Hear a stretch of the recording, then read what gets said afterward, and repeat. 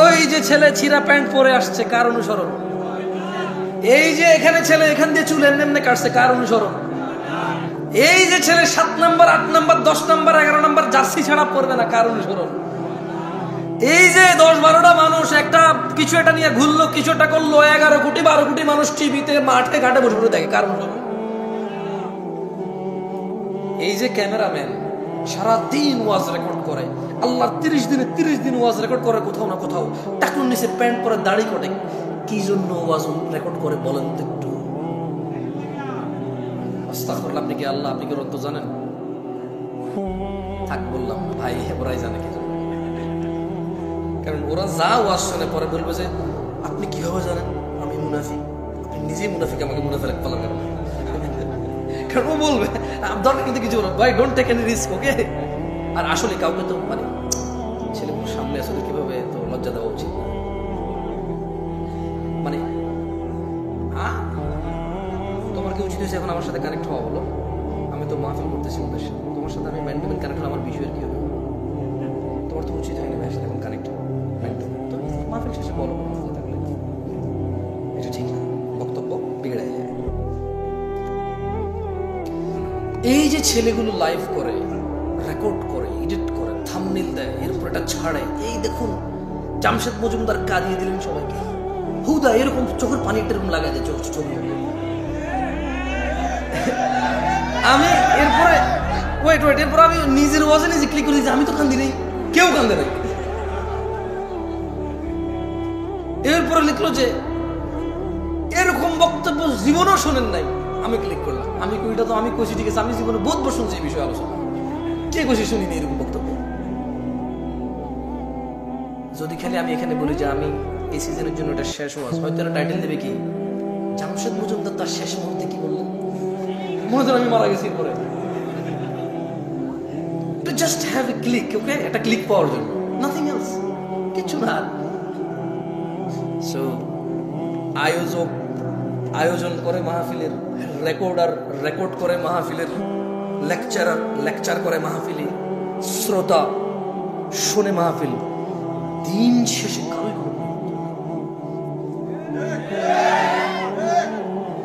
ঠিক বলার খুব শখ না, আমি কয়েকবার বলি ঠিক কিনা বলেন, তারপর আর বলি না, কেমন? আমি পার্সোনালি পছন্দ করি না ঠিক আপনি বলবেন, আপনি না বললেও তো ঠিক। আমি কি ভুল ধরেন আমি কি এটা ভুল মনে করে কইতেছি? আমি তো ঠিক মনে করে কইতেছি, ঠিক কিনা? রহিস তো আর ঠিক বলি না, কেমন? বেশ কয়েকবার বলা দিয়েছি না, আর বলার দরকার নেই ঠিক, কারণ আপনাদের মুখ তো নড়ানো লাগে, ঠিক না? এখনো বাকি আছে আরো ঠিক বলার। আচ্ছা এবার আসেন তো, মায়ের পেটে কয়টি জিনিস লেখা হয়? 1 নাম্বার, 2 নাম্বার হায়াত, জীবনকাল। কি কাল? জীবনকাল। তারপরে হচ্ছে 3 নাম্বার, 4 নাম্বার আল্লাহ দুনিয়া কাকে কাকে দিবে? সবাই বলতে কে? বেশি হয়ে যাবে, তাহলে আমি আরো সুন্দর করে প্রশ্ন করি। আল্লাহ দুনিয়া দিবে যাকে, আর যাকে ওকে। ঈমান দিবে কাকে? ঈমান কে দেয়? আল্লাহর ভালোবাসা পাবে কে? মাশাআল্লাহ, মুমতাজ। এটা হলো সুলতান। ওসব বক্তব্য মুখস্থ হয়ে গেছে না ওদের? এখন পর্যন্ত যা বলছে ওদের কিন্তু মুখস্থ হয়ে গেছে, মানে হুকুম মুখস্থ হয়ে গেছে। হাদিস মুখস্থ না হলে হুকুম কি হয়েছে? এটাই দরকার আমাদের। আমরা চাই আমরা কথা বলবো, আপনি যদি হাদিস এবং কোরআনের আয়াত মুখস্থ না করতে পারেন, কিন্তু যা বলেছে এটার হুকুম আপনি মুখস্থ করবেন, আদেশ এবং নিষেধগুলো আপনি মুখস্থ করবেন। আল্লাহ আমাদেরকে তৌফিক দান করুন। একটা হাদিস বলি আপনাদেরকে, আরেকটা হাদিস বলি, কেমন? বিরক্ত হচ্ছেন না তো? ঠিক আছে, আপনাদেরকে বসতে বলবো না। কেন বলবো না? অসুবিধা দাঁড়ায় থাকেন। হয়তো বসতে বসতে আপনার পা ব্যথা হয়ে গেছে, আমার ওরকম হয়। আমি অনেক সময় বসলে পায়ের উপর পা তুলে দিই, আবার নামাই, আবার এক পা চেয়ারের উপর তুলে দিই, মানে দীর্ঘক্ষণ বসে থাকলে এরকম হয়। It's okay, totally fine, but কথা মনোযোগ দিয়ে শুনতে হবে। কি দিয়ে শুনতে হবে? মনোযোগ দিয়ে শুনতে হবে। বাকি ওঠেন, দৌড়ান, বাদাম খান, বুট খান, কিচ্ছু যায় আসে না আমার। আল্লাহ নবী সাল্লাল্লাহু আলাইহি ওয়াসাল্লাম বলতেছে যে উহাদ্দিসুকুম হাদিসান ফাহফাযুহু। আল্লাহ নবী বলছেন যে আমি তোমাদের একটি কথা বলছি, তোমরা তা মুখস্থ রাখবে। কে বলেছে? কে বলেছে? সাল্লাল্লাহু। কয়টি কথা বলবে? আমরা কি করতে হবে? আবার খাই ফেলছেন। আরে আপনি খান না ভাই, কেউ কেউ খাইছে। ওকে, আমি আবার জিজ্ঞেস করি। আল্লাহ নবী সাল্লাল্লাহু আলাইহি ওয়াসাল্লাম বললেন উহাদ্দিসুকুম হাদিসান ফাহফাযুহু। আমি তোমাদের একটি কথা বলছি, তোমরা তা মুখস্থ রাখবে। তাহলে একটি কথা কে বলছে? আল্লাহ নবী সাল্লাল্লাহু আলাইহি ওয়াসাল্লাম। কয়টি কথা বলছে? কি করতে বলছে এটা? কি করতে বলছে এটা? কল, তিনি সাল্লাল্লাহু আলাইহি ওয়াসাল্লাম বললেন ইন্নামাদ দুনিয়া লিআরবাআতি নাফার। ও আমার উম্মতরা, আচ্ছা এইভাবে উনি বলেনি, এটা আমি বলতেছি। ওকে, তিনি এভাবে সাল্লাল্লাহু আলাইহি ওয়াসাল্লাম বলেনি, উনি তো সাহাবাদের বলছেন। কাকে বলছেন? উনি কাকে বলছেন? সাহাবাদের। কিন্তু আমরা ওনার কি উম্মত। আমরা কি? আমরা ওনার সাহাবা না, আমরা কি উম্মত। তিনি ওনার সাহাবাদের মাধ্যমে, সাহাবাদের প্লাসে কিয়ামত পর্যন্ত যত মানুষ এই পৃথিবীতে আসবে সবার জন্য সমান বিধান, সবার জন্য সমান বিধান। তিনি বলছেন যে উহাদ্দিসুকুম হাদিসান ফাহফাযুহু। আমি তোমাদের একটি কথা বলছি, তোমরা তা মুখস্থ রাখবে। قال, তিনি সাল্লাল্লাহু আলাইহি সাল্লাম বললেন ইন্নামাদ দুনিয়া লিআরবাআতি নাফার। নিশ্চয় দুনিয়া চার প্রকার মানুষের জন্য। নিশ্চয় এই পৃথিবী চার প্রকার মানুষের জন্য। নিশ্চয় এই পৃথিবী কয় প্রকার মানুষের জন্য? নিশ্চয় এই পৃথিবী চার প্রকার মানুষের জন্য। আবিদিন রাযাকাহুল্লাহু মালান ওয়া ইলমা। আল্লাহ তাআলা যে বান্দাকে ধন, সম্পদ ও ইলম দান করেছেন হলো এক প্রকার। এই পৃথিবী কয় প্রকার মানুষের জন্য? একজন বান্দা যাকে আল্লাহ ধন, সম্পদ ও জ্ঞান দান করেছে, এটা কয় প্রকার? একজন বান্দাকে আল্লাহ কি দিয়েছে? ধন, সম্পদ এবং ইলম। একজন বান্দাকে আল্লাহ কি দিয়েছে?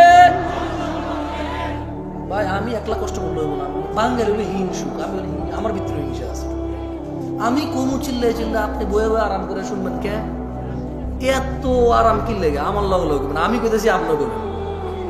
আজকে ওয়াজ বক্তা একজন হবে না, আজকে বক্তা সবাই আমরা ইনশাআল্লাহ। ওকে, সঙ্গে সঙ্গে বলিয়েন, দেখবেন মুখস্থ হয়ে যাবে ইনশাআল্লাহ। কেমন? আবারও বলছি, যদি হাদিস মুখস্থ না থাকে হুকুম মুখস্থ হয়ে যাবে। কি মুখস্থ হবে? মানে এটা নিষেধ অথবা আদেশটা আপনি বুঝে চলে আসবে, যাতে আপনি আপনার বাচ্চাকে নিষেধ করতে পারেন, এটা করিও না, এটা আল্লাহ নবী নিষেধ করছে। হয়তো আপনি বলতে পারবেন না আরবি বাংলা মিলায়, বুঝেন নাই? আচ্ছা, হাত পায়েগুলো নড়ে, এটাও আপত্তি। ক্যামেরা যারা দেখেন, সরি। আল্লাহ নবী সাল্লাল্লাহু আলাইহি ওয়াসাল্লাম কয়টি কথা মুখস্থ রাখতে বলেছেন? একটি। কয়টি? এই দুনিয়াতে কত প্রকার মানুষের জন্য পৃথিবী? কত প্রকার? এক প্রকার কি? সম্পদ এবং, বেশি জোরে বলি না তাহলে গলা ভেঙে যাবে। সবাই বলিয়েন, আস্তে আস্তে বলিয়েন, সমস্যা নেই। কেমন? সবাই বলিয়েন, আস্তে আস্তে বলিয়েন। তাহলে এক প্রকার হচ্ছে আবদান রিজকাহুল্লাহ, সরি রাযাকাহুল্লাহু মালান ওয়া ইলমা। আল্লাহ তাআলা যে বান্দাকে ধন, সম্পদ এবং ইলম দান করেছে, সুবহানাল্লাহ, ফাহুয়া ইয়াত্তাকি ফীহি রাব্বাহু ওয়া ইয়াসিলু ফীহি রাহিমাহ।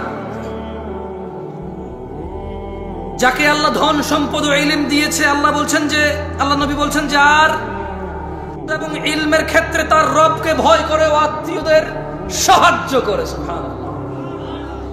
তাহলে পৃথিবী চার প্রকার মানুষের জন্য। কয় প্রকার মানুষের জন্য? এক, আল্লাহ একজনকে সম্পদ দিছে, ইলম দিছে। এখন সে কি করে?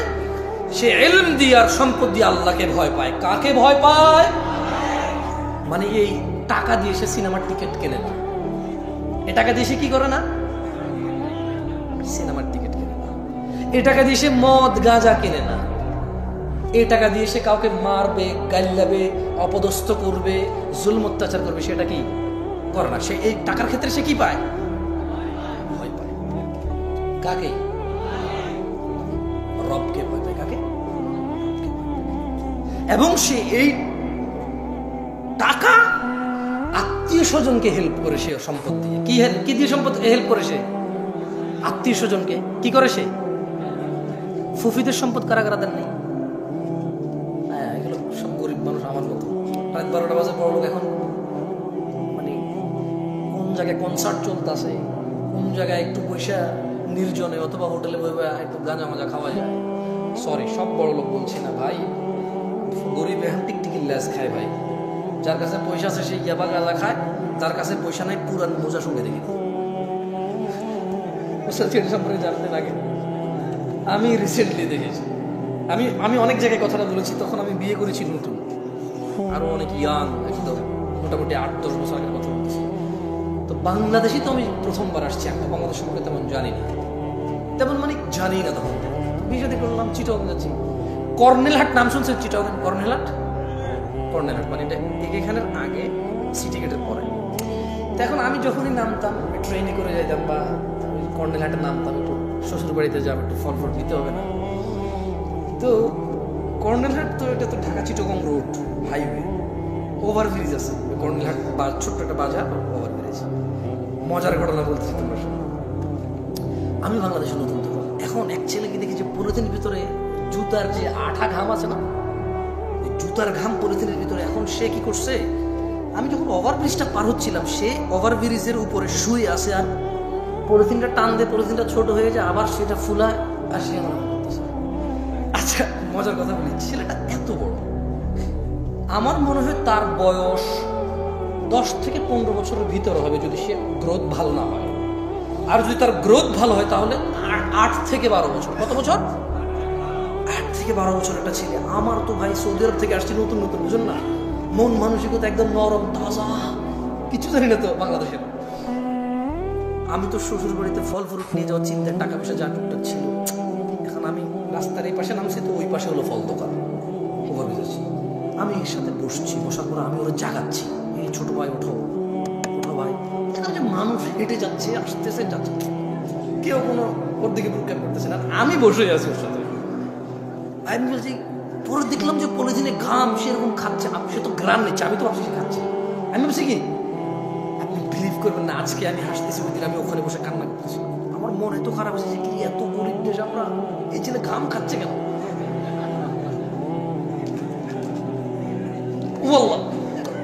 আমি এই ঘটনা আর 2-1 জায়গায় বলছি, সত্যি দিনাজপুরে বলছিলাম না। আচ্ছা, এখন আমি দেখেন, কথা আগে পরে হতে পারে, যেহেতু আগেও বলছি, পরে ইউটিউবারে বলবো যে এই দেখেন জামশেদ মজুমদার মৃত্যু, আগে বলছে এরকম, পরে বলছে ভাই আমি তো এটা তো কোরআন না যে আমি হেফেজ করবো, বুঝলেন নাই, কথা আগে পরে হইতে পারে।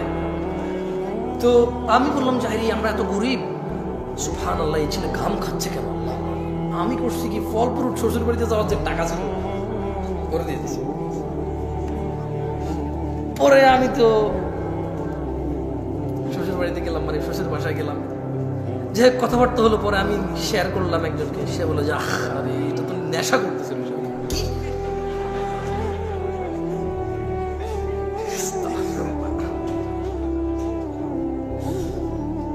অপরাধ করতে টাকা লাগে না, অপরাধ করতে কি লাগে না? টাকা লাগে না। মানুষ অপরাধ করেই তো টাকার জন্য। যদি অপরাধ করতে টাকা লাগতো, তাহলে টাকা থাকার পরে অপরাধ করতে পারতো, কিন্তু সে অপরাধ করেই তো টাকার জন্য।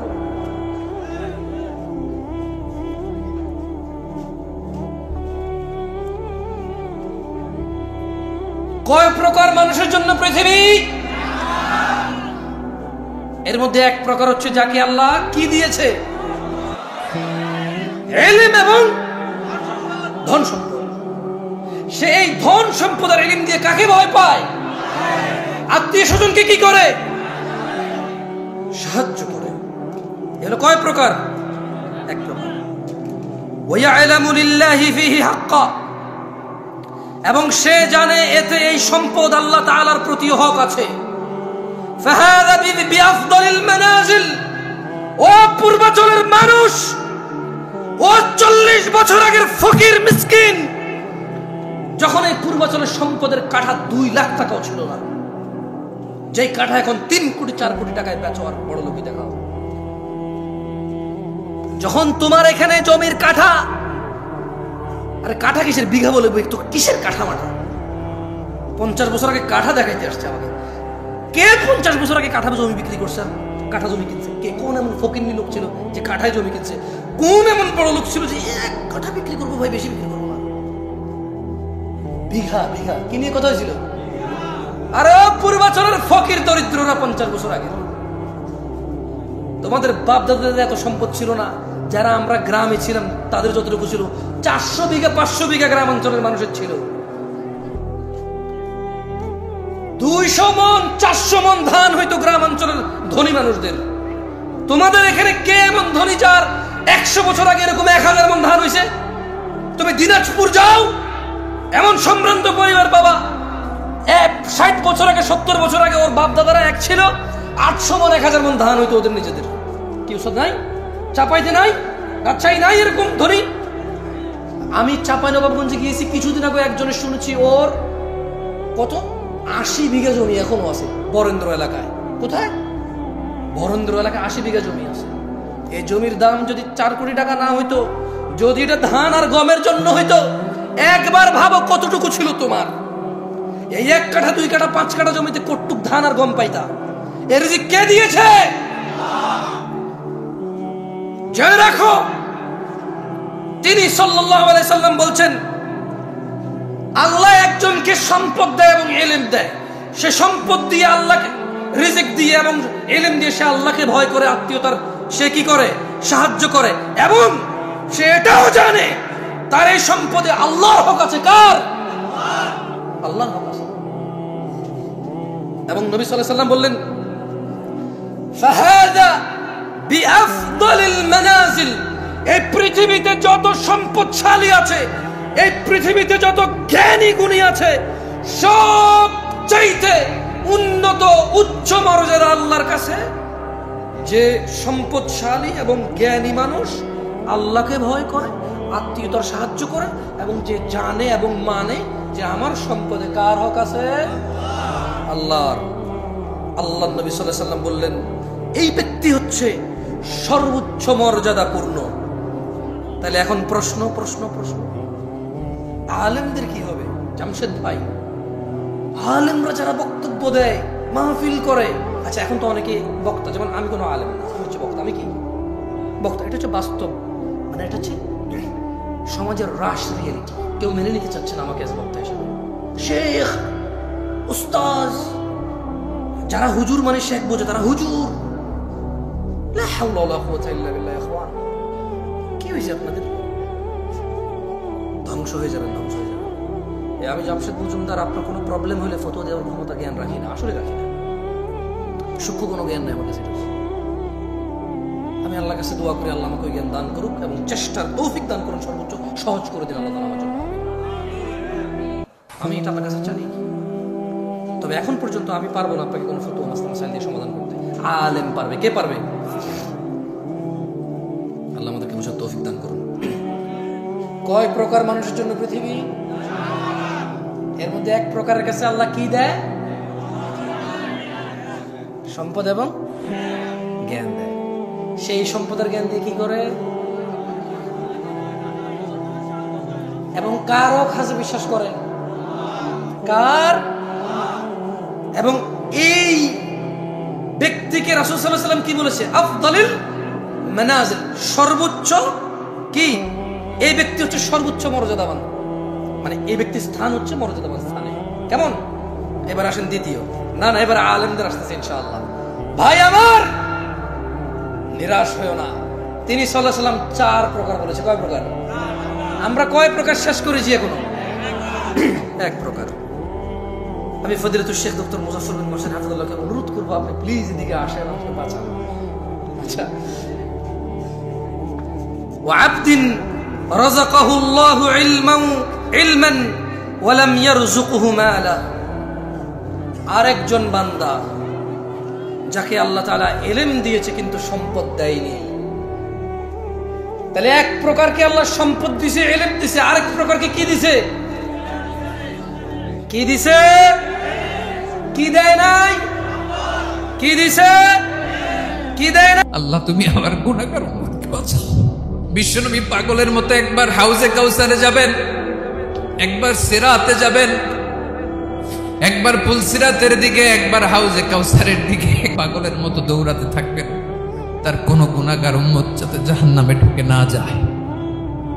সেদিন কেউ সুপারিশ করতে পারবে না বিশ্বনবী ছাড়া।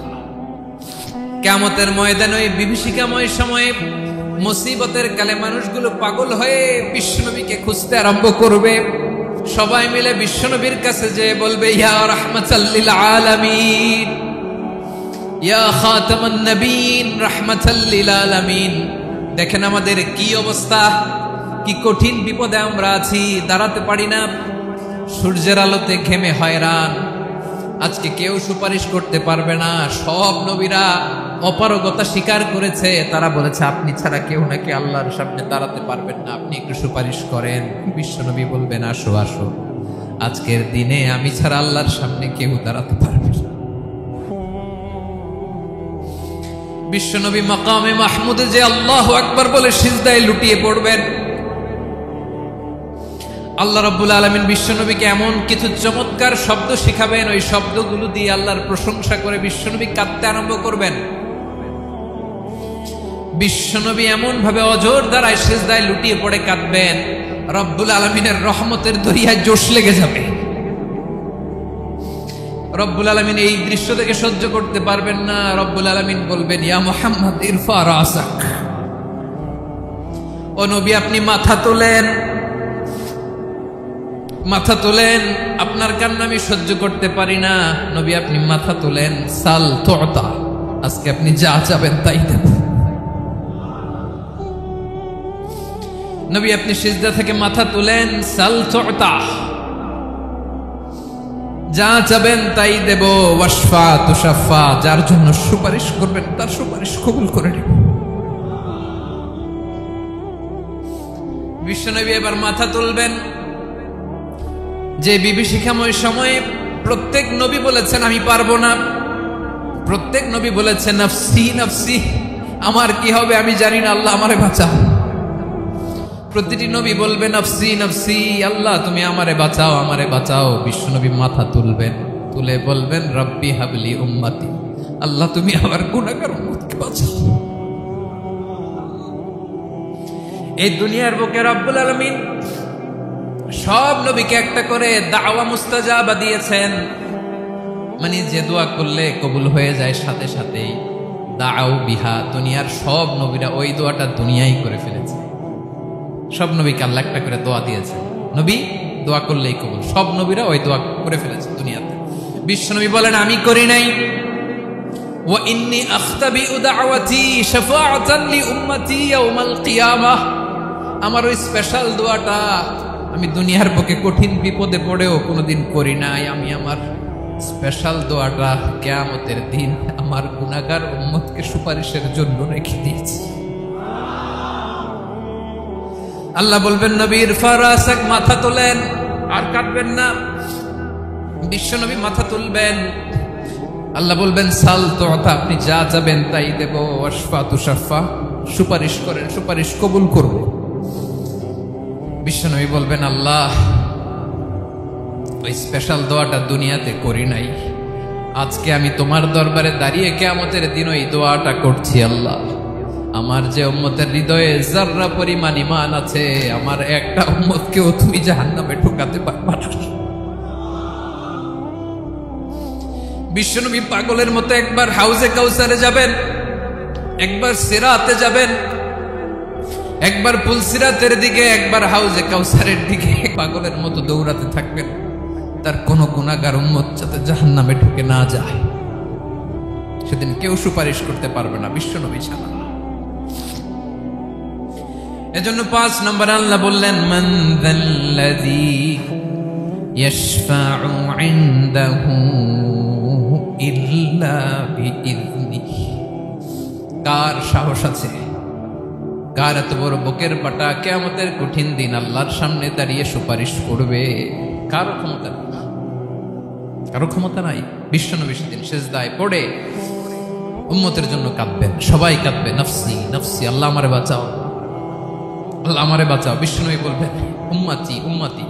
বিশ্বনবী আমার জন্য কাঁদবেন, আপনার জন্য কাঁদবেন, আমাদের জন্য সেদিন কেঁদে কেঁদে জাহান্নামের দরজায় দাঁড়িয়ে আমাদেরকে টেনে টেনে জান্নাতে ঢুকাবেন।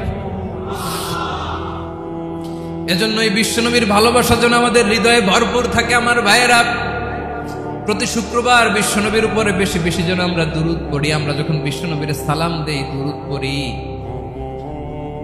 একদল স্পেশাল ফেরেশতা আছে যারা বিশ্বনবীর দুধটা নিয়ে সরাসরি বিশ্বনবীর রওজায় যায়, যে বলে অমুকের বেটা অমুক আপনারে সালাম দিয়েছে। বিশ্বনবী নিজ কবরের থেকে নিজেই সালামের উত্তর দেয়। বিশ্বনবীর ভালোবাসা যেন আমাদের হৃদয়ে থাকে, বিশ্বনবীর সুন্নাহ দিয়ে যেন আমাদের জীবনটাকে সাজাই। পারা যাবে ইনশাআল্লাহ। বিশ্বনবীর ভালোবাসা ছাড়া কেউ জান্নাতে ঢুকতে পারবে। বিশ্বনবীর পক্ষে আমরা বলবো, বিশ্বনবীর পক্ষে আমরা লিখব, বিশ্বনবীর জন্য আমরা আমাদের কলিজার রক্ত বিলিয়ে দিব, ঠিক কিনা বলেন? সেদিন বিশ্বনবী ছাড়া কেউ সুপারিশ করতে পারবে না। 5 নম্বর আল্লাহ বললেন মান যাল্লাযী ইয়াশফাউ ইনদাহু ইল্লা বিইذনি। কে আছে সুপারিশ করবে আল্লাহর সামনে? আর আপনি আপনার বাবার দরবারে যে সেজদা দেন, হ্যাঁ? ইব্রাহিম আলাইহিস সালাম থারথার করে কাঁপবে আর বলবে নফসি নফসি, আল্লাহ আমারে বাঁচাও। মুসা আলাইহিস সালাম থারথার করে কাঁপবে, আল্লাহ নফসি নফসি, আমারে বাঁচাও। আর আপনি পীরের দরবারে যে সেজদা দেন, কোথায় আছেন আপনি? খবরদার, কেউ বাঁচাতে পারবে না। যাকে ইল্লা আল্লাহ যাকে অনুমতি দেন, বিশ্বনবীকে দিবেন, নবীদেরকে দিবেন। এরপরে আল্লাহ তার স্পেশাল ওয়ালিদেরকে, মুত্তাকিনদেরকে, শহীদদেরকে, সিলেক্টেড বান্দাদেরকে দিবেন। কিন্তু কাকে দিবেন, কার জন্য দিবেন, দুনিয়ার কেউ জানে না একজন ছাড়া, তিনি কে? আল্লাহর ওয়ালিদেরকে, নেককার লোকদেরকে আল্লাহ সুপারিশের অনুমতি দিবেন। কিন্তু আপনি যারে মানেন, যার পায়ে সেজদায় লুটিয়ে পড়ে থাকেন, তারে যে আল্লাহ দিবেন, এটার কোনো গ্যারান্টি আছে? কথা বলেন।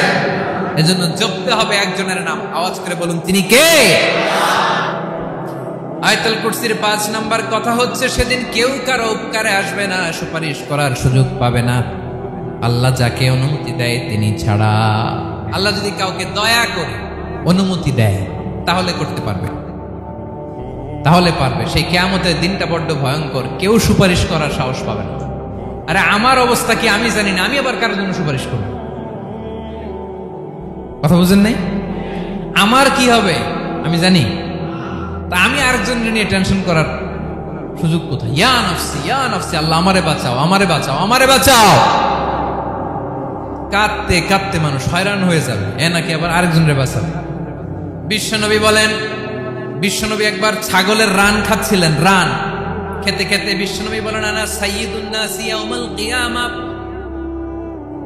আমি কিয়ামতের দিন সর্বশ্রেষ্ঠ হব, মানুষের মধ্যে সর্বশ্রেষ্ঠ সেরা আমি বিশ্বনবী। আলহামদুলিল্লাহ বলেন।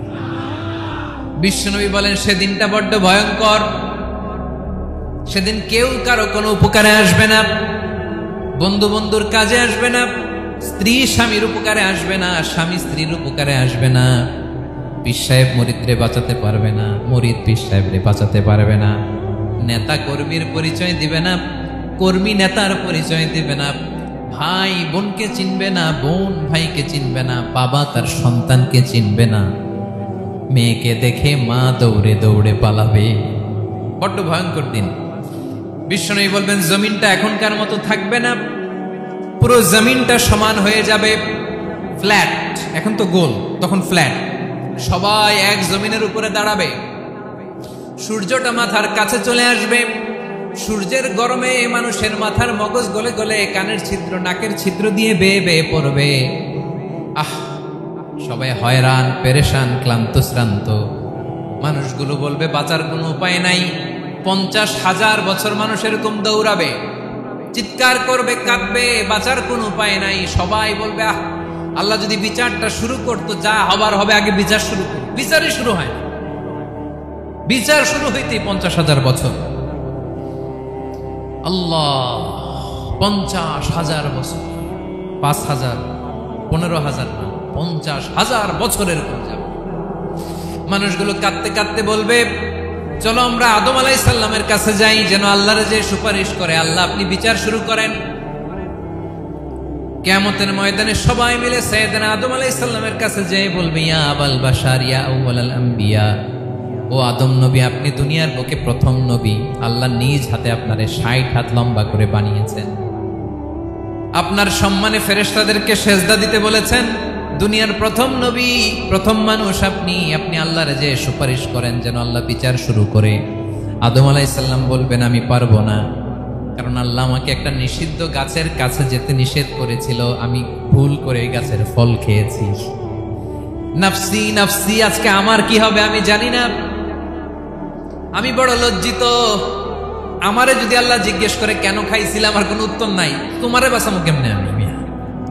নবীরা থার করে কাঁপবে সেদিন। আদম আলাইহিস সালাম বলবেন আমি পারবো না, মাফ করো আমাকে, আমি পারবো না। ওই যে ভুল করে গন্ধম খেয়ে ফেলেছি, নিষিদ্ধ গাছের ফল খেয়ে ফেলেছে, আমি বড় লজ্জিত, অনুতপ্ত, আমি পারবো না। আজকে আল্লাহ এত রাগান্বিত হয়েছে, আগে কখনো আল্লাহ এত রাগান্বিত হয় নাই, ভবিষ্যতেও আল্লাহ কখনো এত রাগান্বিত হবে না। আমি পারবো না। এক কাজ করো, তোমরা নূহ আলাইহিস সালামের কাছে যাও। কোন নবী? লোকেরা এবার পাগলের মতো দৌড়াতে দৌড়াতে আল্লাহর নবী নূহ আলাইহিস সালামের কাছে যেয়ে বলবে, ইয়া নবী আল্লাহ নূহ, আনতা আউয়ালুর রুসুলি ফিল আরদ, আপনি জমিনে প্রথম রাসূল। আদম আলাইহিস সালাম নবী ছিলেন, রাসূল ছিলেন না। এই দুনিয়ার বুকে প্রথম রাসূল ছিলেন আল্লাহর নবী নূহ আলাইহিস সালাম। সবাই বলবে ও নবী আল্লাহ নূহ, রাসূল আল্লাহ নূহ, আল্লাহ আপনাকে আবদান শাকুরা, শুকরগুজার বান্দা বলে কোরআনে বলেছে। কোরআনে নূহ আলাইহিস সালামের নামেও সূরা আছে না নাই? আপনি আল্লাহর প্রিয় বান্দা, প্রিয় রাসূল। দেখেন আমাদের কি দশা, ঘামতে ঘামতে শেষ। জমিনটা তামার জমিন, সূর্যটা মাথার কাছে, কি করবো আর পারি না, ঘামতে ঘামতে আর কত ঘামবো, কত দাঁড়িয়ে থাকবো। আল্লাহরে যে বলেন বিচার যেন শুরু করে। নূহ আলাইহিস সালাম বলবেন আমিও পারবো না, আমিও পারবো না। আমি আমার ছেলের জন্য এক কথা বলে ভুল করে ফেলছি। যখন মহাপ্লাবন হবে আমি বললাম আল্লাহ আমার কলিজার টুকরা সন্তান রে বাঁচান। আল্লাহ বললেন ও নূহ, সে তোমার সন্তান না, কারণ সে ঈমান আনে নাই, সে পাহাড়ের উপর দাঁড়িয়েছে, দেখি কেমনে সে বাঁচে। ওই যে আমি একটা না বুঝে আবদার করেছি, আল্লাহ আমার উপর রেগে গিয়েছিলেন। আজকে আল্লাহ ওই ব্যাপারে যদি আমারে প্রশ্ন করে, আমার কোনো জবাব নাই, আমি পারবো না, মাফ করো। তোমরা সবাই মিলে আল্লাহর খলিল ইব্রাহিম আলাইহিস সালামের কাছে যাও। লোকগুলো পাগলের মতো খুঁজতে আরম্ভ করবে, অযুত লক্ষ নিযুত কোটি মানুষের ভিড়ে আল্লাহর খলিল ইব্রাহিমকে যে বলবে ইয়া খলিলুল্লাহ, ও আল্লাহর খলিল, আল্লাহ আপনাকে বড্ড ভালোবেসেছেন, আপনি কাবা বানিয়েছেন, আল্লাহ আপনাকে বড্ড পছন্দ করেন। দেখেন আমাদের কি অবস্থা। আপনি যে আল্লাহর কাছে সুপারিশ করেন যেন আল্লাহ আজকে বিচার শুরু করে। আল্লাহর নবী ইব্রাহিম বলবেন আমিও পারবো না, আমি আমার জীবদ্দশায় 3টা মিথ্যা বলেছি। কয়টা? আসলে মিথ্যা না, একটু টুইস্ট করে কৌশল করে কথা বলেছিলেন, ওইটাকে হাদিসে মিথ্যা বলা হয়েছে। আমি জীবনে 3টা মিথ্যা বলেছি, জীবন বাঁচানোর তাগিদে কৌশল করে 3টা কথা বলেছি। আজকের এই কঠিন ময়দানে আল্লাহ যদি ওই 3টা কথার ব্যাপারে জিজ্ঞেস করে, লজ্জায় আমি মাথা দেখাতে পারবো না, আমিও পারবো না, আমিও পারবো না। আজকে আল্লাহ এত রেগে আছে, আগে কখনো এত রাগে নাই, পরেও রাখবে না। তোমরা সবাই মিলে বনি ইসরাইলের নবী মূসা আলাইহিস সালামের কাছে যাও। সবাই এবার যাবে মূসা আলাইহিস সালামের কাছে, যে বলবে ইয়া নবী আল্লাহ মূসা, আপনি ছিলেন কালিমুল্লাহ, আল্লাহর সাথে সরাসরি কথা বলতেন। রব্বুল আলামিন আপনাকে তাওরাত কিতাব দিয়েছেন, আপনি যে একটু সুপারিশ করেন। আল্লাহর নবী মূসা বলবেন মাফ করো, আমিও পারবো না, আমি দুনিয়ার বুকে ভুল করে একটা মানুষকে মেরে ফেলেছি।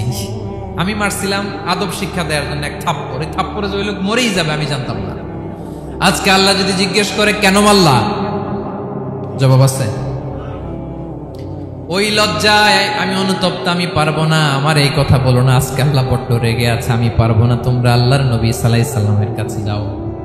কিয়ামতের ময়দানে মানুষগুলো পাগল পাড়া হয়ে আল্লাহর নবী ঈসা আলাইহিস সালামের কাছে যাবে, যে বলবে নবী ঈসা আপনি রূহুল্লাহ, বাবা ছাড়া আল্লাহ আপনাকে বানিয়েছেন, ইনজিল কিতাব দিয়েছেন, মৃত মানুষকে আপনি জীবিত করতে পারতেন। আজকের এই কঠিন বিপদের দিনে আপনি আমাদের সাহায্য করেন। আল্লাহর কাছে যে বলেন যেন বিচার শুরু করে। ঈসা আলাইহিস সালাম বলবেন আমিও পারবো না, ইন্নী উবিদতু মিন দুনিল্লাহ, আমার উম্মত খ্রিস্টানেরা আল্লাহরে বাদ দিয়ে আমি ঈসার ইবাদত করেছে। আমার মা ম্যারি আর আমাকে ডাকতো জেসাস ক্রাইস্ট, আমার ইবাদত করেছে। যদিও আমি আমার ইবাদত করতে বলি না, ঈসা আলাইহিস সালামও ইবাদত করতে বলেছেন একজনের, তিনি কে? আল্লাহর নবী ঈসা আলাইহিস সালাম বলবেন আমিও পারবো না, আজকে আল্লাহ অনেক রেগে আছে, আমি পারবো না, তবে একটা পরামর্শ দিতে। আল্লাহ দেখতে চান আমলে আমাদের মধ্যে শ্রেষ্ঠটাকে, মানে কে গতানুগতিক মুসলিম, এটা আল্লাহ দেখতে চান না। আল্লাহ দেখতে চান আমাদের মধ্যে বেটারকে, বেস্টকে। কথা বুঝতে পারছেন না মনে হয়? আচ্ছা, এখন বেস্ট হতে হলে কি করতে হবে? গতানুগতিক চললেই হবে না, একটু বেশি এফোর্ট দেওয়া লাগবে।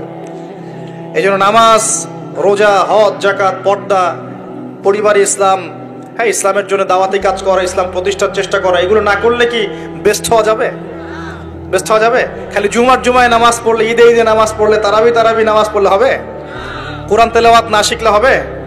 আল্লাহ পাক আমাদের কোরআন বোঝার তৌফিক দান করুন। এই যে পৃথিবীর জীবনে আসলাম, ব্যাস এটা একটা পরীক্ষা। এই প্রথমটাই কি আল্লাহ পাকের একটা নারাজগি না? আল্লাহ পাক কি খুশি হয়েছিলেন গাছের ফল খাওয়ার পরে?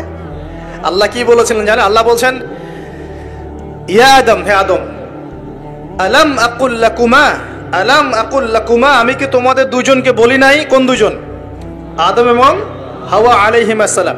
আলাম আকুল লাকুমা, আমি কি তোমাদের দুজনকে বলি নাই? ইন্নাশ শাইতানা লাকুমা আদুউম মুবিন। আল্লাহ পাক রাগ হয়েছেন, কিন্তু একটা হাদিসেই আছে আল্লাহ পাকের রহমত তার ক্রোধের উপরে বিজয় লাভ করেছে। আলহামদুলিল্লাহ, আল্লাহ পাকের রহমত কি হয়েছে? আল্লাহর রাগ নারাজগির উপরে বিজয় লাভ করেছে। আল্লাহ পাকের কাছে যখন আমরা তওবা করি, আল্লাহ পাক সমস্ত রাগ যেটা নারাজ হয়েছেন আমাদের উপরে, এটা বাদ দিয়ে আমাদের উপর রহম করা শুরু করেন। আলহামদুলিল্লাহ। তো যখন আদম আলাইহিস সালাম ক্ষমা চাইলেন, রব্বানা যালামনা আনফুসানা ওয়া ইল্লাম তাগফির লানা ওয়া তারহামনা লানাকুনান্না মিনাল খাসিরিন, বলি আমিন, তখন আল্লাহ পাক সবাইকে মাফ করে দিয়েছেন। কিন্তু জান্নাতে থাকা হলো না। এবার আসেন পৃথিবীতে। এই যে আদম আলাইহিস সালামের এখন বংশবৃদ্ধি হচ্ছে, এখানে হাবিল কাবিল ঘটনা মনে আছে? এই শুরু হলো পৃথিবীর হিস্ট্রি। হাবিল ভালো ছেলে, সৎ সন্তান, সে আল্লাহ পাকের সমস্ত হুকুম আহকাম মেনে চলার চেষ্টা করে। কাবিলের দেখে হিংসা হয়। কি হয়? প্রথম সমস্যা কি হলো তাহলে? এই হিংসা এখন মুসলিমদের মধ্যে নাই? আছে কি নাই? সমাজের মধ্যে অনেক দাড়ি টুপি নিয়ে অনেক কাবিল ঘুরে বেড়ায় কি বেড়ায় না? দেখতে মনে হয় আমাদেরই মতো, কিন্তু আমরা মানে মরলে মিলাদ দিবে, ভাবটা এরকম। হ্যাঁ, দেখা যায় যদি কোনোদিন কোনো সমস্যা হয়, মিষ্টি বিতরণ করা শুরু করবে। এক মুসলমান ভাই জেলে চলে গেছে, আর একজন মিষ্টি বিতরণ করা শুরু করতেছে। এই হয়েছে না অবস্থা? হয়েছে কি না? এখানে কাবিল আর হাবিলের সেই হিংসা আছে কি নাই? এখন আল্লাহর শাস্তি কি হলো দেখেন। এবার কাবিল তো হাবিলকে হত্যা করে ফেললাম, ব্যাস আল্লাহ রাব্বুল আলামিন কাককে পাঠালেন। কাকে? কাক এসে ঠোঁট দিয়ে মাটি খুঁড়ে খুঁড়ে খুঁড়ে দেখাচ্ছে কিভাবে হাবিলকে দাফন করবে। বেচারা কাবিলের জানা নাই কিভাবে ভাইকে এখন দাফন করব। ওই কাকের কাছ থেকে শিখতে হলো যে কিভাবে মৃত ভাইকে দাফন করতে হয়। সুবহানাল্লাহ। এখন দেখেন ওই কাক খুব প্রাচীন প্রাণী, কিন্তু কাক হচ্ছে একটা প্রাচীন সৃষ্টি আল্লাহ পাকের। আল্লাহ কাককে পাঠিয়ে দিয়েছেন, দিয়ে মাটি খুঁড়ে দেখিয়েছেন যে দেখো এইভাবে কি করতে হয়, দাফন করতে হয়। একটা কাক যদি মারেন, দেখবেন পুরো এলাকার কাক এসে জড়ো হয়ে গেছে। দেখছেন? কাক কিন্তু ইতিহাসের প্রথম খুনাখুনির সাক্ষী কাক। বুঝতে পারছেন না মনে হয়? মানব সৃষ্টির ইতিহাসের প্রথম যে খুনাখুনি, ভাইয়ে ভাইয়ে যে মারামারি, এই খুনাখুনির প্রথম সাক্ষীকে কাক। চিন্তা করেন। আল্লাহ আমাদেরকে প্রকৃতি থেকে শেখার তৌফিক দান করুন। কাক নিজের ভাইয়ের গোশত খায় না? খায়। এখন মুসলমানের গোশত খায়। এক মুসলমান বিপদে পড়লে অন্যটা মিষ্টি বিতরণ করা শুরু করে। কিভাবে তার মানহানি করবে, কিভাবে তাকে অপমান করবে, কিভাবে তার বিরুদ্ধে ষড়যন্ত্র করবে, কিভাবে তাকে ফাঁসাই দিবে, এই চিন্তাই অলওয়েজ মাথায় ঘোরাফেরা করতেছে। হাবিল কাবিলের কারণে প্রথম এই যে হাবিল কাবিলের ঘটনার প্রেক্ষিতে আল্লাহ পাক কি করেছেন শোনেন। আল্লাহ রাব্বুল আলামিন তার নবীর মাধ্যমে আমাদেরকে জানিয়েছেন। হাদিসটা শোনেন, খুবই মারাত্মক হাদিস। নবীজি বলেছেন, এই পৃথিবীতে প্রথম হত্যাকাণ্ড সংঘটিত করেছে কাবিল। কে? সে একজন নবীর সন্তান না? নবীর ছেলে হয়েও নবীজি বলছেন সাল্লাল্লাহু আলাইহি ওয়াসাল্লাম, এই পৃথিবীতে যত মানুষ খুন হবে, খুন হয় না মানুষ, যত মানুষ খুন হবে, এই সমস্ত খুনের পাপের একটা অংশ কাবিলের আমল নামায় যোগ করা হবে। বলে নাউজুবিল্লাহ। এটাকে বলে গুনাহে জারিয়া। কি বলে? প্রিয় ভাই, আমি তো রিকোয়েস্ট করতেছি আপনাকে, আমি তো আপনাকে শাসন করতে আসি নাই, আমি এসেছি আপনাকে আল্লাহ চেনাতে, আমি এসেছি আপনাকে রাসূল চেনাতে, কোরআন চেনাতে। আপনি মদের দোকান দিয়েছেন, যত মানুষ মদ খাচ্ছে সমস্ত গুণ আপনার আমলনামে যাচ্ছে। একটা হারাম সিনেমা হল করেছেন, যত মানুষ এখানে সিনেমা দেখছে সমস্ত পাপ আপনার হচ্ছে। একটা তামাকের কারখানা দিয়েছেন, সবাই হারাম খাচ্ছে, আপনার গুনাহ হচ্ছে। সুদ ছড়িয়ে দিয়েছেন, নিজে খাচ্ছেন, এখন সবাইকে খাওয়াচ্ছেন, গুনাহ হচ্ছে আপনার। সবার গুনাহ আপনার ঘাড়ে এসে যুক্ত হচ্ছে। ঠিক যেভাবে একটা মাদ্রাসা করেছেন, একটা মসজিদ করেছেন, একটা নলকূপ স্থাপন করেছেন, এই রাষ্ট্রীয় দায়িত্বে আছেন, রাস্তাঘাট করে দিয়েছেন, এর বদৌলতে যে মানুষ উপকৃত হচ্ছে, আপনি কবরে গেলেও নেকি পাবেন ইনশাআল্লাহ। কি পাবেন? নেকি পাবেন। একটা ব্রিজ নির্মাণ করে দিয়েছেন, যত মানুষ এটাতে পারাপার হবে, উপকৃত হবে, আপনি নেকি পাবেন ইনশাআল্লাহ। ঠিক একইভাবে আপনি আমি যদি এরকম গুনাহে জারিয়ার কোনো মাধ্যম চালু করে যাই, কবরে চলে গেলেও ওই গুনাহ কি হবে? অটোমেটিক আসতে থাকবে। আল্লাহ আমাদেরকে বোঝার তৌফিক দান। তো এবার পৃথিবীর ইতিহাসের প্রথম এই ঘটনা হলো। এরপরে কি হয়েছে? এরপরে যে আল্লাহ পাকের শাস্তিটা নেমে আসলো। কাবিল কিন্তু জাহান্নামে যাচ্ছে। কেন? ভাইকে হত্যা করার কারণে। আল্লাহ পাকের কাছে সবচেয়ে মারাত্মক পাপ হচ্ছে মানুষকে হত্যা করা। শিরকের পর, কুফরির পর মারাত্মক পাপ হচ্ছে মানুষকে হত্যা করা। আল্লাহ রাব্বুল আলামিন তার নবীর মাধ্যমে জানিয়েছেন, একজন ব্যক্তি যদি লা ইলাহা ইল্লাল্লাহ বলতে পারে, এই একজন মুসলিম যে লা ইলাহা ইল্লাল্লাহ বলে, সে বেঁচে থাকা পর্যন্ত আল্লাহ পাক কিয়ামত দিবেন না ইনশাআল্লাহ। একজন মুসলমানের কত দাম চিন্তা করেন, কত দাম! আল্লাহু আকবার। তো এখানে একজন মুসলিমকে হত্যা করলো কে? কাবিলের আমল নামায় সব পাপ যেটা থাকলো। তার মানে আল্লাহর আযাব আসার প্রথম কারণ কি হলো? হিংসা। কি কারণ? অতএব হিংসা করতে থাকলে আল্লাহর শাস্তি কি হবে? আসবে। আরেকটা কারণ ছিল, আগে শয়তানের অনুসরণ করেছিলেন বলে আমাদের পিতাকে নামিয়ে দেওয়া হয়েছে। নামিয়ে দেওয়া হয়নি? শয়তান ওয়াসওয়াসা দিয়েছে, গাছের কাছে চলে গিয়েছেন, ফল খেয়ে ফেলেছেন, এই পরীক্ষায় আমরা এখন পড়ে গেছি। এতে কিন্তু তার কোনো দোষ নাই। কারণ কি? এটা ছিল তাকদীরের লিখন। এটা কি ছিল? তাকদীর আগে থেকে লেখা ছিল যে আল্লাহ পাক পৃথিবী সৃষ্টি করবেন এবং এখানে মানুষকে পাঠাবেন। এটা আল্লাহ পাকের আগেই পরিকল্পনা ছিল। এটা ছিল একটা পরীক্ষা, এই দুনিয়ার জীবনটা পরীক্ষা। এরপর আরো সামনে যান, এবার আসেন নূহ আলাইহিস সালাম। নাম মনে আছে? 950 বছর তার কওমকে দাওয়াত দিয়েছেন। কত বছর ভাই? একটু চিন্তা করেন তো, চোখ বন্ধ করে। 950 বছর কতদিন হতে পারে? 950 বছর মানে প্রায় 1000 বছর।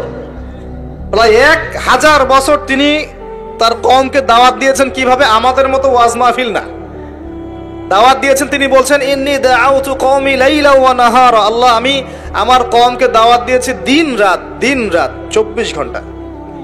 এটা সূরা নূহের মধ্যেই আছে, দেখবেন পড়ে। ওয়ালাম ইয়াজিদহুম দুআই ইল্লা ফিরারা। আমার দাওয়াত শুনে এরা খালি পালিয়ে গেছে আমার থেকে, কাছে আসে নাই, খালি পালিয়ে গেছে। কান বন্ধ করে ফেলতো, কাপড় দিয়ে মাথা ঢেকে ফেলতো, আর আমাকে বলতো পাগল। কি বলতো? পাগল। নূহ আলাইহিস সালামকে আল্লাহ পাক তারপরে বললেন, তুমি একটা কাজ করো, তুমি নৌকা নির্মাণ করো। কি করো? এই যে নৌযান নির্মাণ করা, এই সারা পৃথিবীর বাণিজ্য বন্ধ হয়ে যাবে যদি নৌযান না থাকে। জানেন, এই যে এক্সপোর্ট ইম্পোর্ট শিপিং সব বন্ধ হয়ে যাবে। কিভাবে? যদি নৌযান না থাকে। আর এই নৌযান সর্বপ্রথম কে সৃষ্টি করেছে? আর এখন আমাদেরকে বলে যে ইসলাম হচ্ছে সেকেলে, না? এরা প্রযুক্তি খুব উন্নয়ন। নূহ আলাইহিস সালাম সর্বপ্রথম মানুষ যিনি এই পৃথিবীর মধ্যে নৌযান নির্মাণ করেছেন। বলে সুবহানাল্লাহ। সভ্যতা শুরু হয়েছে নবীদের হাতে। সভ্যতা কি হয়েছে? নবীদের হাতে শুরু হয়েছে, আর শেষও হবে নবীদের হাতে ইনশাআল্লাহ। কোন নবীর হাতে শেষ হবে? হ্যাঁ, মাশাআল্লাহ, ঈসা আলাইহিস সালামের হাতে। আপনারা তো আমার লেকচার শুনেন না, বুঝতেছেন যে ঈসা আলাইহিস সালাম আসবেন। হ্যাঁ, তিনি আসবেন, এমনি এমনি আসবেন না। তিনি আসবেন এই ইহুদিবাদীদের হাত থেকে এই জেরুজালেম মুক্ত করার জন্য। তিনি আসবেন ইনশাআল্লাহ। অপেক্ষা করতে বলেন খালি। আজকে যে জুলুম আর নির্যাতন সারা বিশ্বে করছে, ঈসা আলাইহিস সালাম যখন আসবেন, পাথর পর্যন্ত কথা বলা শুরু করবে। পাথর কথা বলবে, গাছ কথা বলবে। ইয়া মুসলিম ইন্না ওয়ারাল ইয়াহু তাআল ফাকতুলহু। আসো, আমার পিছনে একটা লুকিয়ে আছে, আসো হত্যা করে যাও। ঈসা আলাইহিস সালামের হাতে দাজ্জাল মারা যাবে এই যে বাবেলুদ নামক জায়গায়। এই বাবেলুদ জায়গাটা এখন প্যালেস্টাইনের মধ্যে পড়েছে। ওইখানে দাজ্জালকে মারা হবে। ঈসা আলাইহিস সালামের নিঃশ্বাস তার গায়ে গিয়ে লাগবে, ও মারা যাবে। ঈসা আলাইহিস সালামের দোয়া ইয়াজুজ আর মাজুজের ধ্বংস হবে।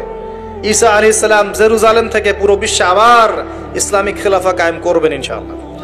এটা না হওয়া পর্যন্ত কিয়ামত হবে না ইনশাআল্লাহ তাআলা। অতএব হতাশ হওয়ার কিছু নাই। তো যেটা বলছিলাম, সভ্যতা শুরু হয়েছে নবী দ্বারা, শেষ হবে কার হাতে? নবীর হাতে। এখন নূহ আলাইহিস সালাম 950 বছর দাওয়াত দিয়ে কি ফলাফল হলো? 40টা বা 80টা পরিবার ইসলাম কবুল করেছে। কতটা? এখানে তো আপনারা মাশাআল্লাহ হাজার মানুষ বসে আছেন, কথা শুনছেন, সৌভাগ্যের বিষয়। সারা জীবন দাওয়াত দিয়ে 40 বা 80টা ফ্যামিলি। আল্লাহ পাক বললেন নৌযান নির্মাণ করো, আমার আযাব আসতেছে। কি আসতেছে? আযাব আসতেছে। কেন আযাব? কারণ এই মানুষগুলো, নূহ আলাইহিস সালামের কওমের লোকগুলো একটা মহাপাপ করেছিল। তারা ওয়াদ্দা, ইয়াগুস, ইয়াউক, নাসর এরকম কিছু মূর্তি বানিয়ে নিয়েছিল এবং এই স্ট্যাচুগুলো তারা ওয়ার্শিপ করত, উপাসনা করত। এমনি এমনি উপাসনা করতো না, আপনাকে বুঝাচ্ছি। প্রথম যে প্রজন্মটা ছিল ওদের, ওই প্রজন্মকে শয়তান ওয়াসওয়াসা দিয়েছে কি, যে এই ওয়াদ্দা, ইয়াগুস, ইয়াউক, নাসর এই যে নামগুলো সূরা নূহে আছে, এই ব্যক্তিরা ছিল খুব পুণ্যবান সৎ ব্যক্তি, তারা খুব ভালো আল্লাহওয়ালা ছিল, আল্লাহর ওলি ছিল। শয়তান ওয়াসওয়াসা দিয়েছে তোমরা এই তাদের মূর্তি নির্মাণ করে মসজিদের বাইরে রেখে দিবে। মসজিদের কোথায়? বাইরে। যাওয়া আসার সময় ওদেরকে দেখলে একটা মানে উৎসাহ আসবে যে আমরাও তাদের মতো হই। শয়তান এইভাবে নেক্সট স্রোতে ধোকা দিয়েছে। ওই জেনারেশন এই কাজটাই করেছে। এরপর আরো 100-200 বছর চলে গেছে, শয়তান এবার পরের জেনারেশনকে ওয়াসওয়াসা দিয়েছে, আরে তারা তো অনেক বড় বড় মানুষ ছিলেন, এখন মসজিদের বাইরে না, ওদেরকে ভিতরে ঢুকাও। এবার তারা ওই মূর্তিগুলো সব ভিতরে ঢুকানো শুরু করেছে। এটা হিস্ট্রি পড়ে দেখেন, তাফসির আছে, জালালাইন পড়ে দেখেন, ইবনে কাসির পড়ে দেখেন। তো এবার তারা ঢুকালো ভিতরে, সেজদা করছে না কিন্তু মূর্তিতে, তারা খালি রেখে দিয়েছে ভিতরে, যে তাদেরকে দেখবো, দেখে আমার ইবাদতে মনোযোগ আসবে। উদ্দেশ্য কিন্তু ভালো, উদ্দেশ্য কি ভালো। এবার এই প্রজন্ম যখন চলে গেল, পরের প্রজন্মকে শয়তান বলছে আরে তারা আল্লাহর ওলি ছিল, তাদের কাছে চাইলেই পাওয়া যাবে। এবার সরাসরি সেজদা শুরু হলো মূর্তিতে। এইভাবে গ্র্যাজুয়ালি আস্তে আস্তে আস্তে আস্তে শয়তান প্রথম মূর্তি পূজা চালু করেছে বিশ্বের মধ্যে। বুঝলেন কিভাবে? নেক্সট স্রোতেই ধোকা দিয়েছে শয়তান। আমরাও এখন মুসলমানরাও সুবহানাল্লাহ, আমরাও এখন এগুলোর পিছনে পড়ে যাচ্ছি, পড়ছি না? সবার ঘরে ঘরে ছবি, মূর্তি এখন, সুবহানাল্লাহ। আর এই যে আমাদের সেলফি সংস্কৃতি, এটাও তো একটা মূর্তির অংশ হয়ে যাচ্ছে। প্রয়োজনীয় ছবি তোলা যায়, অপ্রয়োজনীয় ছবি তোলার কি দরকার আছে? মুসলিমরা কি করবে? আসসালামু আলাইকুম রহমতুল্লাহ, ওয়ালাইকুম আসসালাম রহমতুল্লাহ, মুসাফা করবে, মুসাফা থেকে ফারেক হওয়ার আগেই গোনা সব ঝরে পড়ে গেছে। এইটা সুন্নত। ভাই তাকান, দুই তাকান, ভাই হুজুর তাকান, কি দরকার আছে এগুলার? প্রয়োজন নাই। আর এগুলো আমাদের পরকালে বাঁচাবে না। পরকালে বাঁচাবে? যে নবীর যত সুন্নত অনুসরণ করবে, সে নবীর তত কাছে থাকবে ইনশাআল্লাহ। তো দেখেন নূহ আলাইহিস সালামের সবচেয়ে বড় পাপ কি ছিল? ওই কওমের, নূহ আলাইহিস সালামের কওমের সবচেয়ে বড় পাপ কি ছিল? শিরকের পাপ। কিসের পাপ? শিরক আর কুফর। এর ফলে আল্লাহ পাক কি করলেন দেখেন। এরপর আল্লাহ পাক বলছেন তুমি সবগুলোকে একজোড়া করে উঠাও নৌকায়। এখন যত এই যে প্রজাতির গাছপালা দেখছেন, পশু পাখি দেখছেন, সব একজোড়া একজোড়া করে তিনি উঠালেন। কোথায়? তাহলে চিন্তা করেন নৌকাটা কত বড় ছিল, বিশাল। আল্লাহু আকবার। সব একজোড়া করে উঠালেন। এরপর আল্লাহ রাব্বুল আলামিন বলছেন যে ফারাত্তান নূর, একদম মাটি ফেটে থলথল করে পানি বের হওয়া শুরু হলো, আসমান থেকে প্রবল বৃষ্টি বর্ষণ শুরু হলো। আল্লাহ সূরা হুদের মধ্যে বলছেন যে বৃষ্টির ফলে স্রোতগুলো এত উঁচু ছিল যে পাহাড়ের উপর দিয়ে উঠে যাচ্ছিল স্রোতগুলো, পাহাড়ের উপর দিয়ে পানির স্রোত যাচ্ছে। আর এই সময় নূহ আলাইহিস সালামের এক ছেলে, তার 4 ছেলে ছিল। কয় ছেলে? এক ছেলের নাম হচ্ছে হাম। হামের বংশধর হচ্ছে এই যে আফ্রিকান মানুষরা, কালো চামড়ার মানুষরা হামের বংশধর। এক ছেলের নাম শাম। শামের বংশধর হচ্ছে আরবরা, এই যে আরব পেনিনসুলা যারা থাকে, এরা শামের বংশধর। এক ছেলের নাম ইয়াফাস। ইয়াফাস হচ্ছে ইউরোপিয়ান যারা, পশ্চিমারা, এরা ইয়াফাসের বংশধর, রোমানরা। আরেক ছেলের নাম হচ্ছে কেনান। কি নাম? এই কেনান ওই পাহাড়ে উঠে বলছে যে পাহাড় আমাকে বাঁচাবে। কে বাঁচাবে? পাহাড়। আমার দরকার নেই ওঠার, তুমি যাও গা, পাহাড় আমাকে বাঁচাবে। নূহ আলাইহিস সালাম বলছেন যে আল্লাহ আমার ছেলে, আমার আহাল, বাঁচাও তাকে।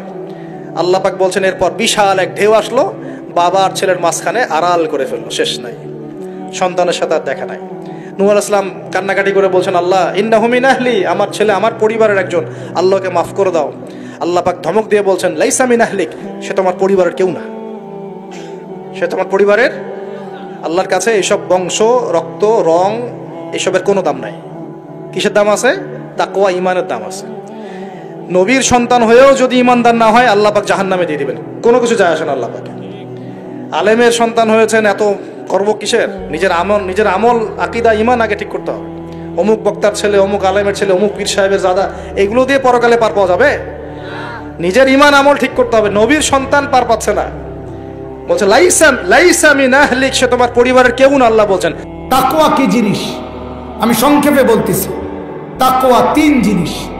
কয় জিনিস? 1, তারকুল মুনকারাত, সমস্ত গুনাহ ছেড়ে দাও। এটাই মূল অর্থ। মুত্তাকির মূল অর্থ হইল গুনাহ ছেড়ে দাও।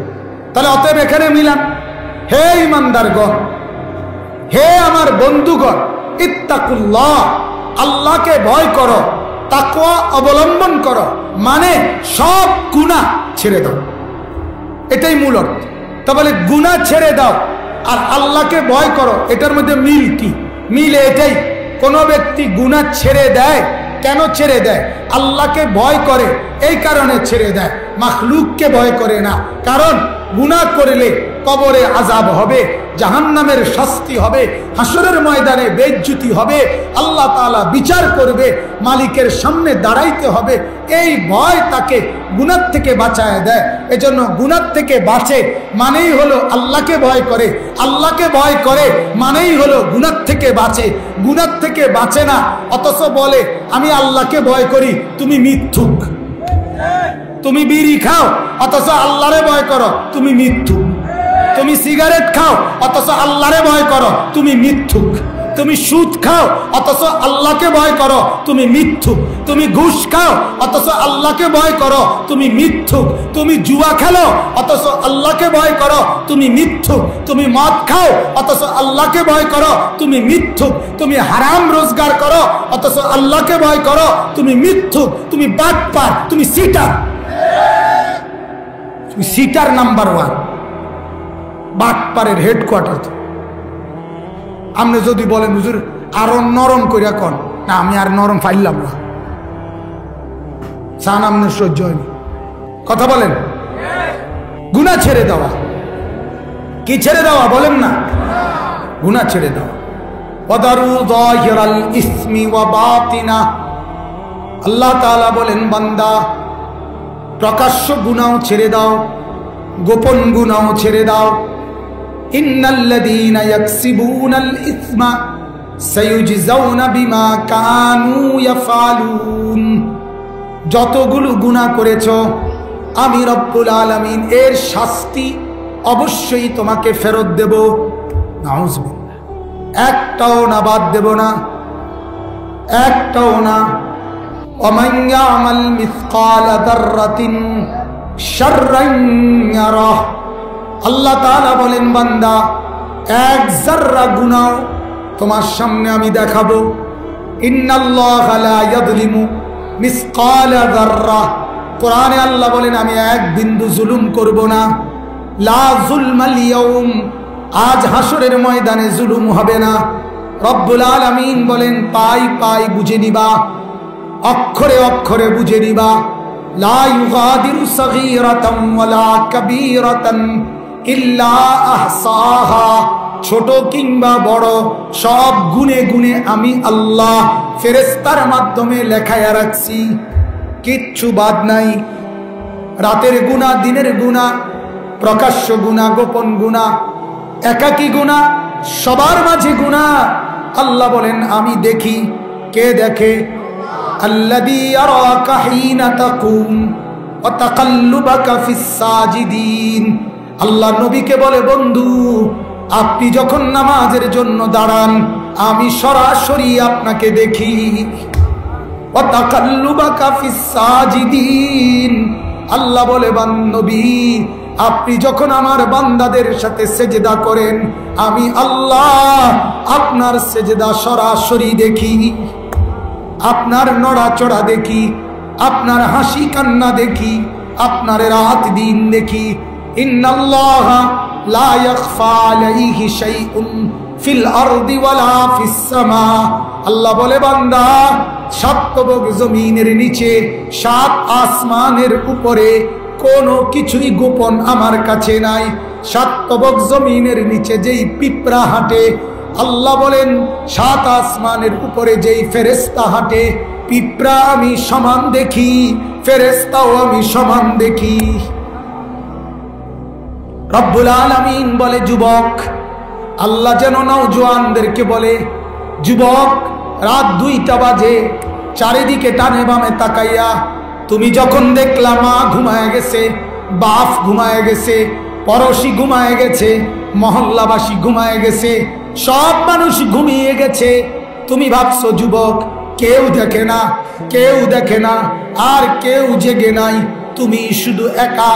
এবার তুমি মোবাইলে উলঙ্গ ছবি বের করলা, নর্তকীর নাচ বের করলা, জিনা আর ব্যভিচারের দৃশ্য বের করলা, সারা রাত উলঙ্গ ছবি দেখলা, দিলের মধ্যে এটা তোমার কেউ দেখে না।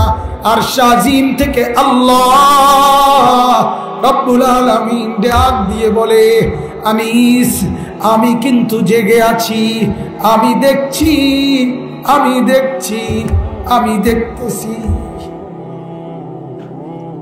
আলাম ইয়ালাম বিআন্নাল্লাহা ইয়ারা, আল্লাহ বলে তুমি জানো কি আমি কিন্তু সারাক্ষণ দেখি। কতক্ষণ বলেন? সারাক্ষণ আল্লাহ তাআলা দেখেন সারাক্ষণ। অতএব ইত্তাকুল্লাহ, কাকে ভয় করো? সবাই বলেন, আবার বলেন, আবার বলেন, আল্লাহকে ভয় করো, আল্লাহকে ভয় করো, আল্লাহকে ভয় করো। আমার বাপ, এটা কলিজায় বসান। সবাই যদি নাও বুঝেন, একজন হলেও বুঝেন, দুইজন হলেও বুঝেন, আল্লাহকে দিলে বসান, আল্লাহকে দিলে বসান, আল্লাহকে দিলে বসান। এই দিলে আল্লাহ ছাড়া আর কোনো জায়গা দেওয়া ঠিক না। আল্লাহ বলেন বান্দা, দিলে যদি আমাকে জায়গা দাও, জান্নাতে আমি তোমাকে জায়গা দেব। ইল্লা মান আতাল্লাহ বিকলবিন সালিম। হ্যাঁ, আল্লাহকে ভয় করো, গুনাহ ছেড়ে দাও। কি ছেড়ে দাও বলেন? আরে বাপ, আপনারা আপনাদের ছেলেকে বলেন, মেয়েকে বলেন, স্ত্রীকে বলেন, আল্লাহর কসম গুনাহ সুখ দেয় না, গুনাহ তৃপ্তি দেয় না। প্রতিদিন প্রতি বেলা আমি এই কথা বলি, গুনাহ সুখ দেয় না, গুনাহ তৃপ্তি দেয় না, গুনাহ স্বস্তি দেয় না। যে যুবক মদ খায় সে তৃপ্তি পায় না, আরো মদের নেশায় পাগল হইয়া থাকে। যে জুয়া খেলে সে তৃপ্তি পায় না, আরো জুয়ার নেশায় পাগল হইয়া থাকে। যে জিনা করে সে তৃপ্তি হয় না, আরো নারীর নেশায় পাগল হইয়া থাকে। যে উলঙ্গ ছবি দেখে সে তৃপ্ত হয় না, আরো নর্তকী উলঙ্গ ছবি দেখতে পাগল হইয়া থাকে। যে অবৈধ প্রেম কোন মেয়ের সাথে করে সে তৃপ্ত হয় না, আরো তার সাথে কথা বলার জন্য অস্থির হয়ে যায়। যেই মহিলা নিজের স্বামী থাকার পরেও পরকীয়া প্রেমে অন্য পুরুষের সাথে অবৈধ সম্পর্ক করে, ওই জানোয়ার, ওই অসভ্য নারী কোনোদিন সুখ পায় না, পাগল হয়ে যায়। যেই পুরুষ নিজের স্ত্রীকে বাদ দিয়ে অন্য মহিলার দিকে নজর দেয়, ওই জানোয়ার কোনোদিন তৃপ্ত হয় না। গুনাহ সুখ দেয় না, গুনাহ তৃপ্তি দেয় না। হালাল স্ত্রী পুরুষকে তৃপ্তি দিয়ে দেয়, সুখ দিয়ে দেয়, হালাল তৃপ্তি দেয়। হালাল টাকা মানুষের জরুরত পূরণ করে ফেলে। সুদের টাকা কিস্তি কমায় না। হ্যাঁ, কিস্তি এনে কিস্তি শোধ করা যায় না, লাগিয়েই থাকে। পেশাব দিয়া পায়খানা পরিষ্কার করা যায় না। কথা বলেন না? গুনাহ সুখ দেয় না। আপনাদের যাদের ঘরে রঙিন টেলিভিশন চলে, মনে রাখেন আপনিও কবরে সুখ পাইতেন না, আপনার জিফু তো সুখ পাইত না। আমি লেখা দিলাম, হ্যাঁ একটা লেখা দিলাম। যদি কোন সিল দিয়ে দিতাম, সিলও আছে আমার ভালো ডিজিটাল সিল, সিল দিয়ে দেব, সুখ মিলবে না। হ্যাঁ, 30 বছর আপনার ঘরে রঙিন টেলিভিশন চলে, বিবি বাচ্চা নর্তকী দেখে, আপনি এটি থুইয়া কবরে যাইবেন। হ্যাঁ, রঙের গুড্ডি উড়ান, রঙের গুড্ডি উড়াইতে আছেন। জিন্দিগি মানে বুটমুড়ি, জিন্দিগি মানে আপেল আর মালটা আর পেঁয়াজু আলুর চপ, এর দূরের নাম জীবন। আখেরাত নাই, কবর নাই। সেখানে আপনার ছেলেটা নামাজ পড়ে না, মেয়েটা নামাজ পড়ে না, বিবি পর্দা করে না, মেয়েটা পর্দা করে না, বছরের পর বছর ছেলে মেয়ে ফজরের নামাজ পড়ে না। জীবনে করলেন কি?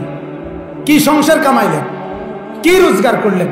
সংসার মানে কি খাট, সংসার মানে সোফা। তো আপনি তো হিসাব দেন মানুষের, খাট বানাইছি, সোফা বানাইছি, আলমারি বানাইছি, ফ্রিজ কিনছি, টাইলস লাগাইছি, হিডি তুই আপনি নামাজের কথা না করবেন, কথা বলেন না কেন? বিবির পর্দা, ছেলের নামাজ, মেয়ের নামাজ, নাতি নাতনির কোরআন, সবাই কোরআন পড়ে কিনা, নামাজ পড়ে কিনা, সেজদা করে কিনা, এটা না করবেন। সেটা কোন আলাপ মারে আলাপ। আল্লাহ রহমতে আপনাকে দোয়ায় সুখে আছে, সুখে ভাত খায়, ভাত খাইয়ে আবার বনও খায়। হ্যাঁ, ভাত খাইয়া গেছে চা দোয়ারে, আবার গিয়ে আবার বন খায়, কারণ দোয়ানদার তো উঠাই দিব কিছু না খাইলে। আরে আবার তো বেড়ি চাইতে হইব। আল্লাহ আমাদেরকে মাফ করে দেন। চলেন বাপ, আমার কথা শেষ। ইত্তাকুল্লাহ, আল্লাহকে ভয় করো। আল্লাহ বলছেন বান্দা জান্নাত দেব, গুনাহ ছেড়ে দাও। আর দ্বিতীয় অর্থ হইল সমস্ত নেক আমল করা, ফিআলুল খায়রাত, নেক আমল করা। এটার সহজ কথা, যে গুনাহ ছেড়ে দেয়, আমল বন্দেগী তার জন্য সহজ হয়ে যায়, অটোমেটিক চলে আসে। আর 3 নাম্বার হলো আল্লাহর ভয় হৃদয়ে রাখা। এই 3টা মিললে হয় তাকওয়া। গুনাহ ছেড়ে দেওয়া, ইবাদত বন্দেগী করা, আল্লাহকে ভয় করা, এই 3টার নাম কি? তাকওয়া। তাহলে ইত্তাকুল্লাহ, আল্লাহ বলেন আল্লাহকে ভয় করো। হাক্কা তুকাতিহি, এটা এক কথায় বলি, আল্লাহ তাআলা বলেন হক আদায় করে তাকওয়া অবলম্বন করো। মানে কোন রকম না, কোন রকম আমাদের নামাজ রোজা বন্দিগির মধ্যে অধিকাংশ মানুষের একটা মেজাজ আছে, কোন রকম হুজুর মারতেন না, এত জায়জামেলাত যাইয়েন না, কোন রকম আল্লাহ বিল্লাহ করে, কোন রকম আল্লাহ করে কবরে যাইতে লেছে না। না কাকু, কোন রকম যাইয়েন না, কোন রকম আরো কয়দিন রশি দিয়া বান দিয়া হইল দুনিয়ার থাকেন, তদুগা ভাত খাইতেন ফেরবেন। কথা বোঝেন নাই? কোন রকম কবরে গেলে একদম বাইরাইয়া আড্ডি গুড্ডি সমান করে লাগবে, কোন রকম যাইয়েন না, কোন রকম দুনিয়ার থাকেন। মরলে দরকার হইলে জিভুত্রে কন যায়, মরলে মরছি টাঙ্গাইয়া তো কোন দুনিয়ার থাকেন, কবরে যাইয়েন না, কোন রকম কিছু না। হাক্কা তুকাতিহি, আল্লাহকে ভয় করবেন পূর্ণ, গুনাহ ছেড়ে দিবেন পূর্ণ, বন্দেগী করবেন পূর্ণ। কোন রকম বলেন, বুড়া মানুষ যদি বলি চাচা কোরআন শরীফ ঠিক করেন, আপনার তো সূরা কেরাত অশুদ্ধ, না হুজুর অনার কুলাই তেতাম নাই, তা নন শেষ বয়স, ছোটবেলায় আব্বা ফরাইছে না, সংসার বড় আসিল, কামে লাগাই দিছে, এ সময় এত তান বুঝছি না, এ সমস্ত ফাঁক না আলাপ। এটি আমার দ্বারে কইলে কইতেন পারছে না রে, ওইখানে কইতে পারতেন, একদম সোজা করে লাগবে। কারে শোনান? হ্যাঁ, আমরা মূর্খ মানুষ, আমরা এত কিছু কি করিয়া পারমুনি? আপনি মূর্খ মানুষ, আপনি ইসলামের কিছুই মানতে পারতেন না, আপনি মূর্খ মানুষ গোস্ত খানকা। আমি প্রায় এটা বলি, মূর্খ মানুষ আপনি শুধু আলুর ভর্তা ডাইলে না খাইবেন। আপনি মূর্খ, এবার পরে তো দুনিয়া ফুরাটা ভোগ করেন, আপনি তো টাইলসও চিনেন, গোস্তও চিনেন, ফার্মের মুরগাও চিনেন, কক মুরগাও চিনেন, দেশি মুরগাও চিনেন, আপনি চিনেন না কোনটা? দুনিয়াতে 100 বুঝে নিচ্ছেন, আখেরাত কথা বলেন না। অতএব পুরা পুরা কদ্দুর বলেন না, পুরা আল্লাহকে ভয় করতে হবে। কদ্দুর কোন রকম কদ্দুর পুরাপুরি বলেন, পুরাপুরি পুরাপুরি। সবক নিলাম, আমার শায়েখের আদাত এটা, যা বলা তা বান্দা, আল্লাহর বান্দাদের কাছ থেকে সবক নেওয়া, বুঝায় নেওয়া। আপনি বুঝলেন কিনা, কথা বুঝছেন কিনা? তাহলে পূর্ণ হক আদায় করে আল্লাহকে ভয় করো। পূর্ণ হক আদায় হয়, তাফসিরে লিখছে 3 জিনিসে, ব্যাখ্যা লাগবে না, আমি শুধু তর্জমা বলি। আইয়ুতাআ ফালা ইউসা, সর্বদা আল্লাহর আনুগত্য করা, নাফরমানি না করা।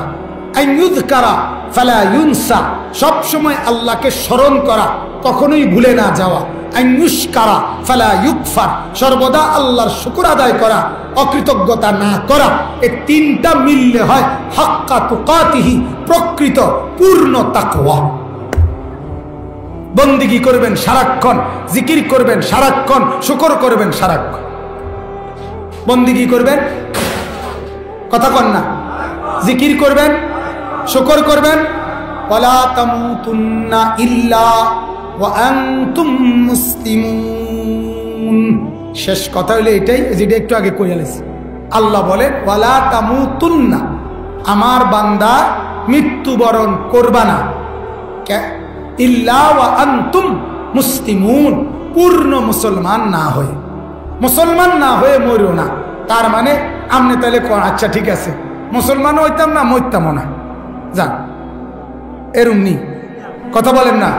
সম্ভব এটা? সম্ভব। মরতে আপনাকে হবে, মরতে আপনাকে হবে।